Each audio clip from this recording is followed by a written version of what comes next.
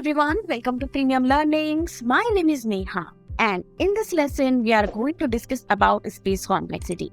बहुत सारे student confuse होते हैं कि आखिर स्पेस कॉम्प्लेक्सिटी क्या होती है, मतलब स्पेस नहीं है मेमोरी के अंदर या है ज्यादा, क्या होता है space complexity. So let's start. Subscribe Premium Learnings YouTube channel and click the bell icon to receive updates about videos for your career growth. देखो स्पेस यहाँ आपको समझ में आ रहा होगा. एक मुझे फ्रिज में वेजिटेबल्स रखना है तो या तो मैं ऐसे रख सकती हूँ या एक और वे है मैं उसको चॉप करके एक जार के अंदर फिल करके रख. तो यहाँ पर मैं बहुत सारी वेजिटेबल्स को रख सकती हूँ क्योंकि यहाँ मैंने उसको ऑर्गेनाइज करके रख दिया है. ओके, यहाँ देखो ऑर्गेनाइज करके रख दिया है तो जब मुझे जो चाहिए मैं उसको यूज कर सकती हूँ. तो सिमिलरली जब हम कंप्यूटर की बात करते हैं तो हम हमारी कंप्यूटर में जो हमारी कंप्यूटर की मेमोरी होती है, मेन मेमोरी, उसमें यदि हमें डेटा सेव करना है तो हम कुछ इस तरीके से डेटा सेव करते हैं कि वो मिनिमम स्पेस में आ जाए. करेक्ट ना? तो यही होती है स्पेस कॉम्प्लेक्सिटी की, मतलब मैं मेरा डेटा कैसे ऑर्गेनाइज कर रही हूँ मेमोरी के अंदर. Because we know that to execute an algorithm it must be stored in the main memory. जब भी हमारा कोई एल्गोरिथम लोड होता है वो सबसे पहले मेन मेमोरी में जाकर लोड हो जाता है. For any algorithm memory is required for everything, like चाहे वो कांस्टेंट वैल्यूज हो या फिर वेरिएबल हो या फिर प्रोग्राम इंस्ट्रक्शंस हो, फंक्शंस कॉल हो या इंस्ट्रक्शन स्पेसेस हो, हर एक चीज के लिए मुझे मेमोरी रिक्वायर्ड होती ही है. तो हम स्पेस कॉम्प्लेक्सिटी को कैसे समझ सकते हैं?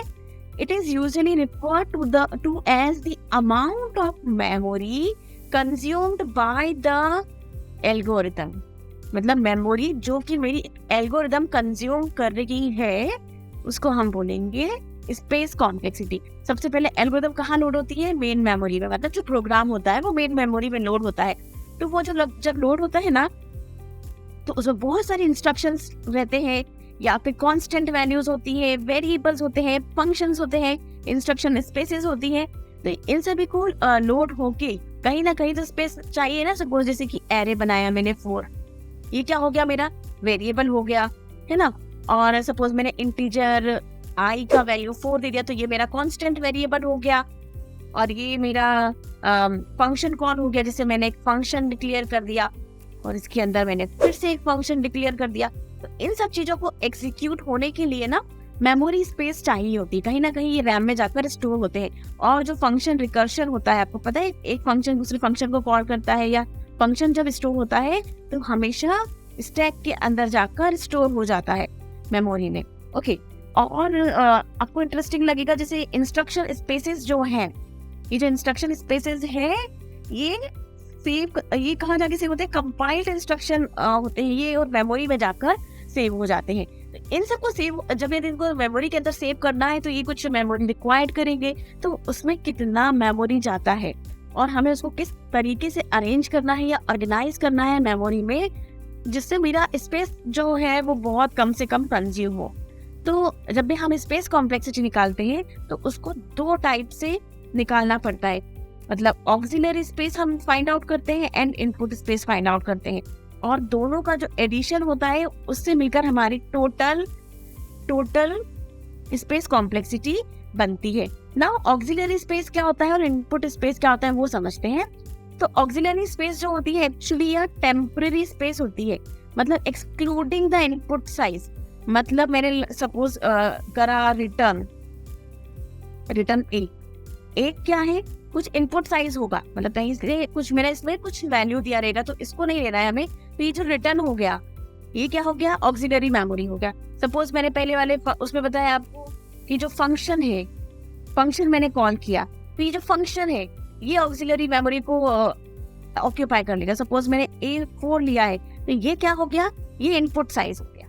ठीक है, तो इसका भी मेमोरी हम कंज्यूम करते हैं तो इसको भी कैलकुलेट करते हैं और इसको भी कैलकुलेट करते हैं. क्लियर है? तो space complexity include both auxiliary space as well as space used by input. एक एग्जांपल से समझाती हूँ मैं इसको. सपोज मैंने एक प्रोग्राम लिखा, फंक्शन है छोटा सा, मैं कुछ तो ड्रॉ कर लेती हूँ. एडिशन नहीं, चलो सबसे फेवरेट होता है एडिशन, बहुत छोटा प्रोग्राम होता है क्योंकि ऐड करना है तो मैंने एक वेरिएबल ले लिया सम, जिसमें मैंने a प्लस b कर दिया एंड मैंने उसको कुछ वैल्यू रिटर्न करा दिया सम। ओके, तो ना a b जो है, जो a और b है, ये क्या है एक्चुअली में इंटीजर वैल्यू है मेरी a और b। तो ये कितना डेटा लेगी, ऑफ कोर्स एक कांस्टेंट वेरिएबल लेगी, 4 बाइट का डेटा स्टोर करने में लगाएगी मेमोरी के अंदर। सपोज ये मेरा मेमोरी है, तो इसके अंदर क्या होगा, इसके अंदर क्या होगा, ये कांस्टेंट वेरिएबल लेगी, 4 बाइट का डेटा ये स्टोर कर लेगा। सम भी मेरा 4 बाइट का डेटा स्टोर करेगा क्योंकि ये भी एक इंटीजर के फॉर्मेट का ही है। तो अब ये तो हो गए मेरे इनपुट वैल्यूज 4 बाइट का, ठीक है। अब ये ऑक्सिलरी मेमोरी क्या होगी, जैसे रिटर्न हो गया, यहाँ पर ये फंक्शन हो गया, ये भी कुछ ना कुछ स्टोर करेंगे मेमोरी। तो सपोज टोटल ये 4 बाइट स्टोर करेगा, तो कितना हो गया 12 बाइट डेटा मेरा स्टोर हो गया मेमोरी के अंदर। तो इस तरीके से हम कुछ निकाल लेते हैं कि स्पेस कॉम्प्लेक्सिटी कैसे निकालते हैं, ठीक है। और स्पेस कॉम्प्लेक्सिटी निकालने के लिए हमारे पास ना कुछ मेथड्स होते हैं, या फिर हम बोलते हैं कि इसको कैलकुलेट करने के लिए ना कुछ हमारे पास मेथड्स होती है, जैसे कि हम इनको एसिम्प्टोटिक नोटेशंस के थ्रू कैलकुलेट करते हैं। एसिम्प्टोटिक नोटेशन क्या होते हैं, ये एक मैथमेटिकल नोटेशंस होते हैं जिनके थ्रू हम टाइम कॉम्प्लेक्सिटी और स्पेस कॉम्प्लेक्सिटी निकालते हैं। एक नोटेशन ये होता है, इसको बोलते हैं big O notation, omega notation कुछ ऐसा होता है, ऐसा कुछ बिग ओमेगा नोटेशन होता है, एंड थीटा नोटेशन ऐसा होता है, बिग ओ। तो ये कुछ नोटेशंस हैं जिनसे हम स्पेस कॉम्प्लेक्सिटी निकालते हैं। स्पेस कॉम्प्लेक्सिटी को एक एग्जांपल से और मैं समझाती हूँ। सपोज आप मेमोरी, जैसे रैम मेमोरी की बात करें, जैसे कि आप कोई ऐप इंस्टॉल करते हो, उसके बाद जैसे आप उसको ओपन करते हो तो रैम में जाकर स्टोर हो जाता है सबसे पहले, और वहीं जाके ओपन होता है। तो आपकी मेमोरी में वो डेटा किस तरीके से स्टोर है, सपोज उसका डेटा स्ट्रक्चर प्रॉपर है और वो अच्छे से स्टोर है, तो वो ज़्यादा आपका मेमोरी कंजप्शन नहीं करेगा। और यदि उसका डेटा स्ट्रक्चर प्रॉपर नहीं है तो उसका जो जो उसका कॉम्प्लेक्सिटी है, स्पेस कॉम्प्लेक्सिटी जो है उसका बहुत ज़्यादा हो जाएगा यदि डेटा स्ट्रक्चर उसका प्रॉपर नहीं है। तो इसलिए हम हमेशा किसी भी प्रोग्राम को बनाने के बाद उसका स्पेस कॉम्प्लेक्सिटी देखते हैं, सो दैट हम उसको एज्यूम कर पाते हैं कि चलो ठीक है, ये जो मेरा फंक्शन है ये इतना स्पेस लेगा और मेरी मेमोरी को मेरे को ज़्यादा मेमोरी रिक्वायर्ड नहीं होगी। और यदि मैं आपको इसको और समझाऊं अच्छे से, तो एक एग्जांपल और मैं आपको बता सकती हूँ कि स्पेस कॉम्प्लेक्सिटी एक्चुअली क्यों ज़्यादा इंपॉर्टेंट होती है। देखो सपोज मुझे कहीं रिक्वायरमेंट है इंटीजर ए की। क्यों रिक्वायरमेंट है, क्योंकि मैं चाहती हूँ कि सिर्फ मुझे है ना वो कुछ छोटा सा डेटा मुझे ऐड करना है, ठीक है। पर यदि मान लो मैंने इंटीजर की जगह प्लॉट ले लिया और मुझे उतना रिक्वायरमेंट है ही नहीं मेमोरी का, तो आई होप कि आपको ये चैप्टर अच्छे से समझ में आया होगा स्पेस कॉम्प्लेक्सिटी का।